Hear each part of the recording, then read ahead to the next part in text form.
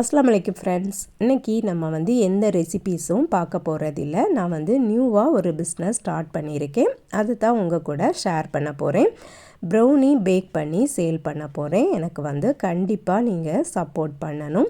Baking powder, packing சோடாலாம் இல்லாமல் நல்ல ஒரு குவாலிட்டியான முறையில் நம்ம ப்ரௌனி பேக் பண்ண போகிறோம். வெரைட்டியான ப்ரௌனி நம்ம செய்ய போகிறோம்.